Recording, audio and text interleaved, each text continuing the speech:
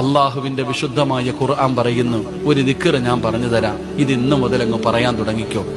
ഈ പറയുന്ന ദിക്ർ നിങ്ങൾ പറഞ്ഞ അള്ളാഹു നിങ്ങൾക്ക് നൽകിയ നിഅമത്ത് മരിക്കുന്ന കാലം വരെ നിലനിർത്തി തരും. അള്ളാഹു ഭാഗ്യം തരുമാറാകട്ടെ. ഇൻഷാല്ലാ പറഞ്ഞൂടെ. ഇന്ന് സൂറത്തുൽ കഹ്ഫ് ഓതിയില്ലേ? ആ സൂറത്തുൽ കഹ്ഫിനകത്ത് അള്ളാഹു 2 ചെറുപ്പക്കാരുടെ ചരിത്രം പറയുന്നുണ്ട്. അതിനകത്ത് ഒരു ചെറുപ്പക്കാരൻ തന്റെ കൃഷിയിടം മുഴുവനും തന്റെ വിളവുകളൊക്കെ നഷ്ടപ്പെട്ടു പോയപ്പോ ഒരാളോട് പറയുന്നുണ്ട്, ഒറ്റ ദിക്ർ പറഞ്ഞിരുന്നെങ്കിൽ നിനക്കിത് നഷ്ടപ്പെടില്ലായിരുന്നു. നിങ്ങൾ ഖുർആൻ എടുത്തു നോക്കിക്കോ, ചരിത്രം പറയാൻ സമയമില്ല, അതുകൊണ്ട് ഞാൻ ദിക്ർ പറഞ്ഞു തരാം. മാഷാ അല്ലാ പറഞ്ഞോ, മാഷാ അല്ലാ ലാ ഖുവത ഇല്ലാ ബില്ലാ. ഒന്ന് പറഞ്ഞേ. അത് ഓട്ടോയുടെ പുറകിൽ എഴുതി വെക്കാനുള്ളതല്ല, വണ്ടിയുടെ പുറകിൽ എഴുതി വെക്കാനുള്ളതല്ല.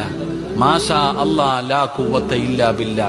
വീട്ടിൽ കയറുമ്പോ പറയുന്നുണ്ടോ വീട് നിലനിൽക്കും, കാറിൽ കയറുമ്പോ പറയുന്നുണ്ടോ കാറ് നിലനിൽക്കും, കടയിൽ കയറുമ്പോ പറയുന്നുണ്ടോ കട നിലനിൽക്കും, ജോലിക്ക് പോകുമ്പോ പറയുന്നുണ്ടോ ജോലി നിലനിൽക്കും.